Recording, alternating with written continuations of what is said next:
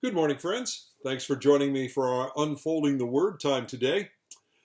We've been in the midst of a new study, working our way in 1 Kings chapter 19, coming to understand through an example that occurred in the life of Elijah the prophet, how we fall into discouragement, depression, and how God's showing an answer to get back out of it. I am going to read again this morning some verses I've been reading the last couple of days, so be patient with me, but we're still trying to get the stage set to understand the principles about discouragement and depression in this chapter. Beginning in verse 1. Ahab told Jezebel all that Elijah had done, and how he had killed all the prophets with the sword. Then Jezebel sent a messenger to Elijah, saying, May be the gods will do to me, and more also, if I do not make your life as one of them by this time tomorrow. And he, Elijah, was afraid. And he arose, and he ran for his life. And he came to Beersheba, which belongs to Judah, and left his servant there. But he himself went a day's journey into the wilderness, and came and sat down under a broom tree. And he asked that he might die, saying, It's enough now, O Lord, take away my life, for I am no better than my fathers. And he lay down and he slept under a broom tree. We've been looking at this process of getting into discouragement, getting into depression as a believer, using the example in Elijah's life. We've been looking particularly over the last 2 days at the triggers for discouragement, those things that happen that set us up for a time of discouragement and depression, things that, in a sense, pull the rug out from underneath us, and we find ourselves falling flat and into these problems. The first of those triggers, you remember, was the trigger of that particular spiritual vulnerability that we possess, an emotional vulnerability, after times of great blessing, great clear-cut expressions of God's power. It sort of sets us up for the fall. The second trigger, which we looked at yesterday, was allowing ourselves to get into periods of deep physical and emotional and perhaps even spiritual exhaustion. That exhaustion impacts us and begins to play games with our emotions, with our spiritual orientation. We have to be careful not to let ourselves, driven by adrenaline, get into a place where exhaustion is now ruling. We're very, very vulnerable to depression and discouragement when that happens.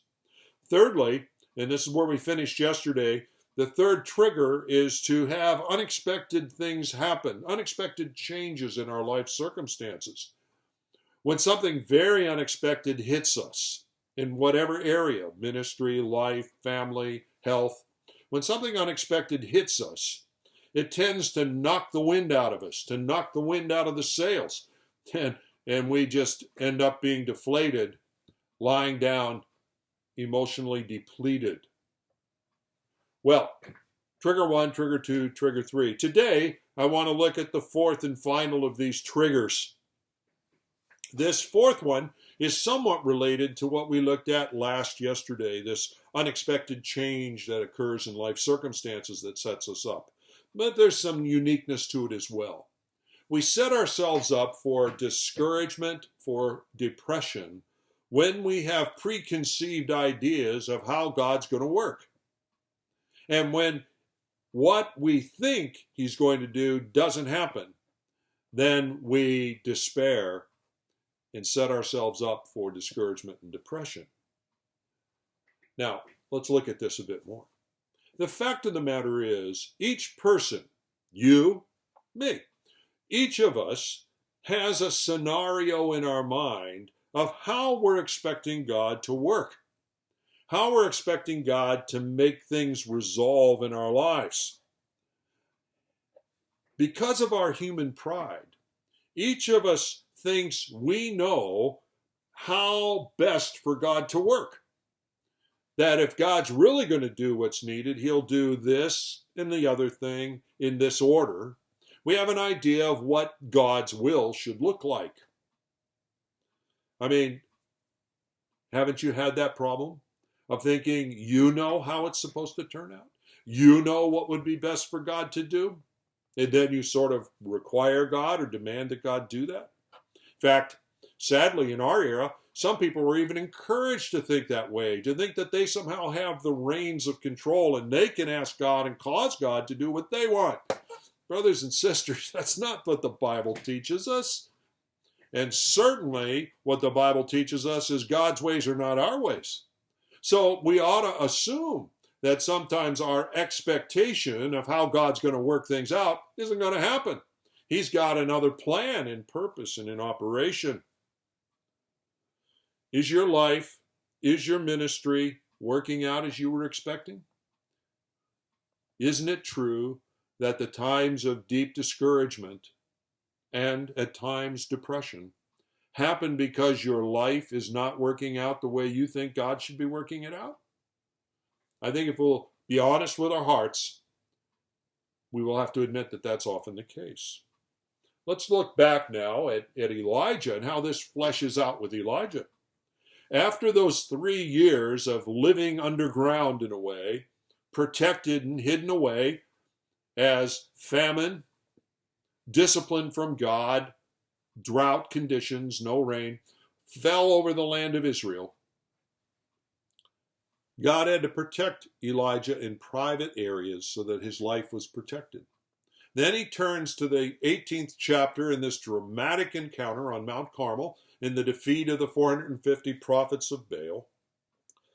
At that particular point in time, and I alluded to this yesterday, Elijah had to believe that God's plan was now going to just roll forward. This victory on the mountain would just cause a tidal wave to go across the land, and the people of Israel would turn to him. The enemies of Israel would be defeated and pushed away. I believe he had to think that. What other reason would there be for this dramatic encounter in chapter 18? But you remember what happened. He gets to the gates and he discovers that Jezebel didn't roll over and play dead. Jezebel did not say, well, the 450 prophets of Baal have all been killed. I guess the jig's up. I'm getting out of Israel. No. Jezebel says, I'm going to kill you, Elijah. I'm going to bring all that I have to bear on that task. You'll be dead tomorrow. From saying that, it would have appeared to Elijah that maybe Jezebel's back in control. Maybe she's still in the power center of Israel. Maybe she is still dangerous. Maybe God has not totally turned the tide here. He wasn't expecting this thing. You and I need to understand that Satan's attacks will frequently intensify after a period of time of apparent victory, after a time where God's hand is so evidently seen. Satan doesn't roll over and play dead because God demonstrates his grace and power in a situation. No, he goes back, marshals his forces, and intensifies his attack. I think the perfect example of that, by the way, is seen in the book of Revelation as the Antichrist, this Satan cast out of heaven during the tribulation period, comes and intensifies his efforts so that the last part of that tribulation period is the worst of all, as Satan sees his time is short and still tries to gain the victory over the Lord. In this case, the enemy, Jezebel, didn't roll over and play dead. And she intensified the effort, perhaps even because she thought, listen, this is a crucial time. I've lost these prophets. I could lose the game unless I intensify an attack. Maybe during this period of time, that in fact is what she was doing. Whatever was going on behind Jezebel, here's the fact of the matter. Because the circumstances turned out differently than what Elijah was expecting, he drifted into the mistaken assumption that God's control was no longer there. God was not ultimately Lord over these circumstances. When he began to doubt God's power, when he began to doubt God's intention and purpose, when he began to wonder, am I on the winning side after all? He was ready to fall into the pits. He caved, and he gave up, and he ran away. All of which then contributed to his sitting down under a tree and saying, I just want to die. Life was not unfolding. He had a preconceived idea of how God was going to make it work. And when it didn't happen according to that preconceived idea, instead of looking at his preconceived idea and saying, Lord, what do I know after all? You're still God. I'm going to trust you. Instead, he began to think that God was weak because it didn't turn out as he was expecting. And as a result, he despaired. Unexpected outcomes, things different than the way we expect God to be working, set the stage for falling into the spiritual pits. Next time we're together, we'll begin looking at the slippery steps into the pit, the pits of discouragement and depression. But actually, even before we turn to that, tomorrow we will take a break from our study in 1 Kings because it is Easter, Resurrection Day, and the Bible teaching video that'll be up will be focused on the wonder of the resurrection. Join me then, won't you? God bless.